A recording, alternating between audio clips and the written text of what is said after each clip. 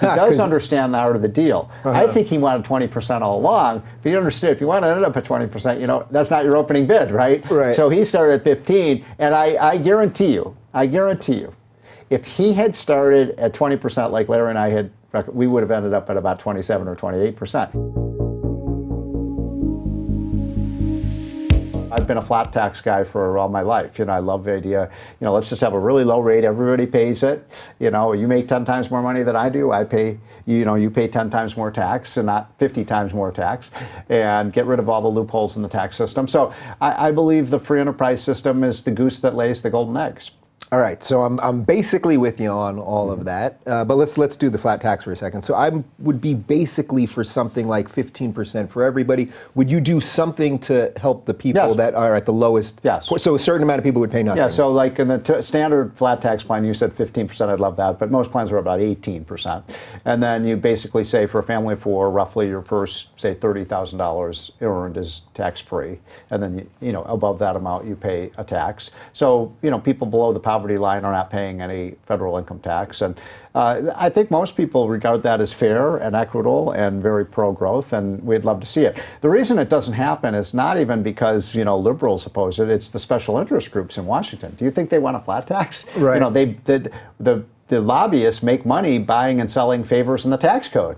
If you have a flat tax, what do they have to sell? No more favors. If you really want to drain the swamp, go to a flat tax. Would you do anything on the really high side of that? So right now, you mentioned Elizabeth Warren. Well, you got a 19%. Is there something you would do just to kind of, even if it didn't work sort of economically in your mind, just to kind of throw the progressives a bone? I get it. I get asked that question a lot. You know why I don't like that? Because you say, well, why don't we just have 20% for the really rich? And then Elizabeth Warren says, well, not 25. Why not 30? Why not? We had tax rates at one point in this country, 91%.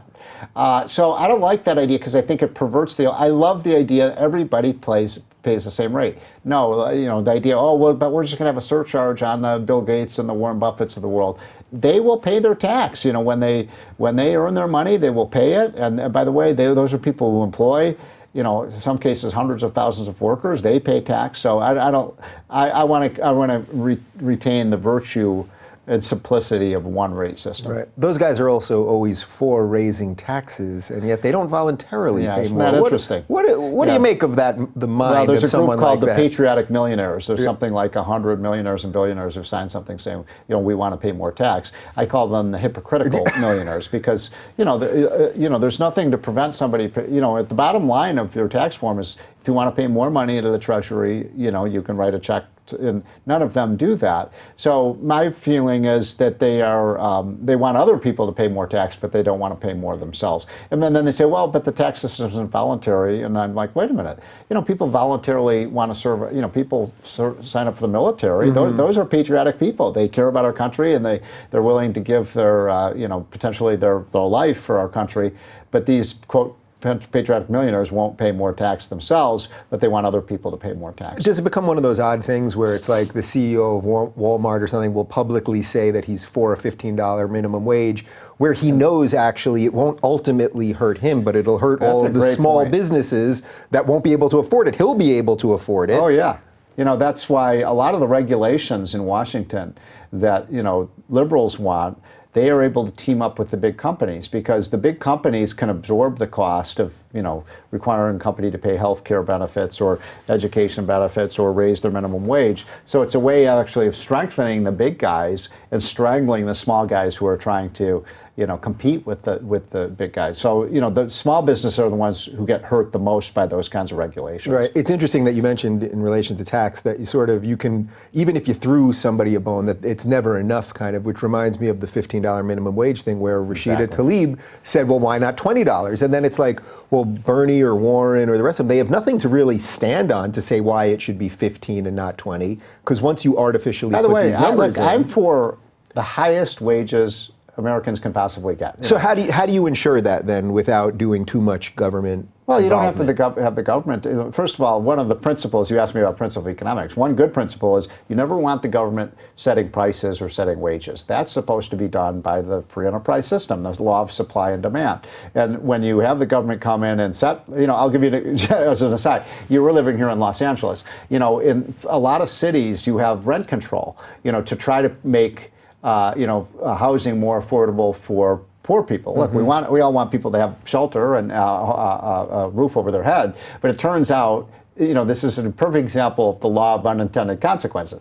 It turns out when you actually impose rent control, you actually reduce the amount of affordable housing, and you actually have more people homeless, not less. New York City found that, and yet liberals seem to never, understand that message. And it's the same thing, with what were you asking me about the? Well, the minimum wage. Yeah, the minimum wage. It's not hinged to reality, sort of. So once someone says it should be 15, well, then why not 20, and then why not 25? And so what tends to happen when you raise the minimum wage is you actually, the people who tend to get hurt the most are the people with the least skill, because you essentially price them out of the market. I always tell the story, I have 2 teenage sons. I love them to death, but I'd never pay them $15 an hour, right? I mean, they just, they don't have the training and skills to warrant a $15 an hour wage. Why not, especially for young people, let them work for $7 or $8 an hour and gain the skills.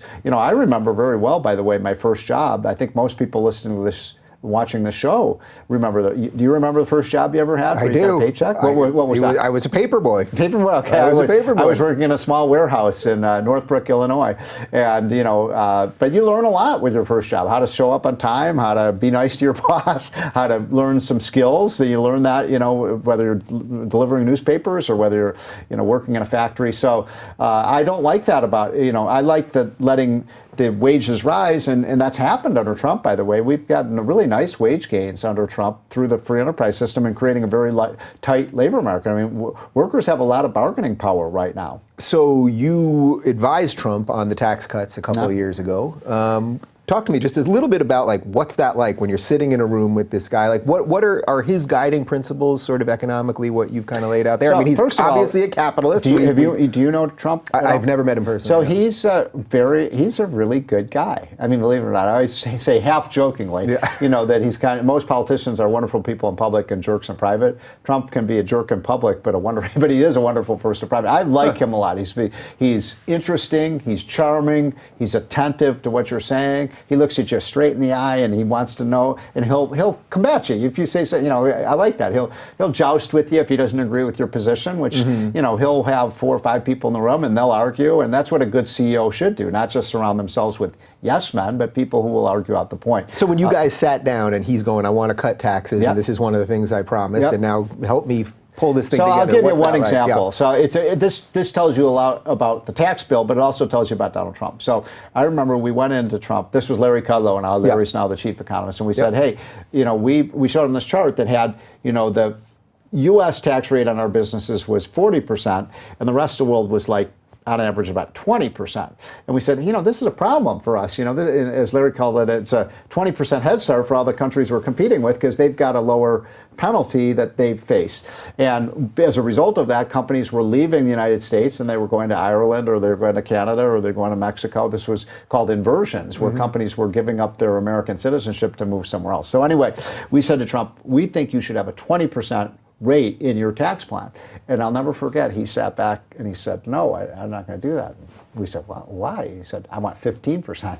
And what was so interesting about that was that from that moment until we passed the bill in late December of 2017, he always insisted on 15%. When it was a meeting with Mitch McConnell or Paul Ryan or any public declaration, 15, 15, 15. And I'll never forget, we're waiting for the final vote in the Senate, because we needed to get 50 votes in the Senate to pass this. We were nervous about whether we could do this. Remember, on Obamacare, we came up with 49 votes, one vote short. So we didn't want to come up with 49 again. And so we're very nervous. We're waiting for McConnell to come back from his come to Jesus moment, when they had their final meeting in the Senate Republican caucus to see if they had 50 votes. And I remember he walks in, goes right up to the president. He said, Mr. President, I'm so sorry I failed you.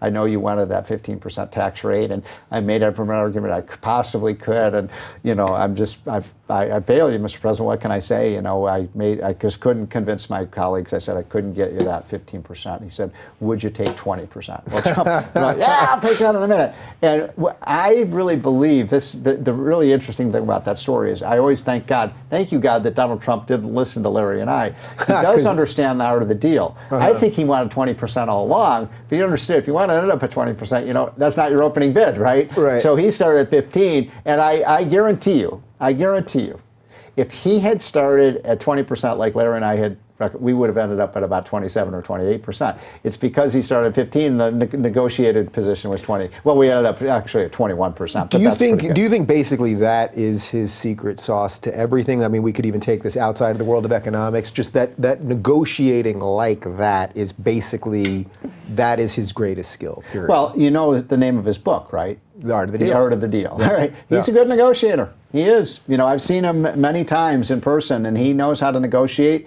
You know, that's what's made him successful in business. And, you know, look, he's made mistakes as president. I'm not an apologist for Trump. I like, you know, where we are with the economy. But yeah, I think this is one of his assets. He's a very good negotiator. If you're looking for more honest and thoughtful conversations about politics instead of nonstop yelling, check out our politics playlist. And if you want to watch full interviews on a variety of topics, watch our full episode playlist all right over here. And to get notified of all future videos, be sure to subscribe and click the notification bell.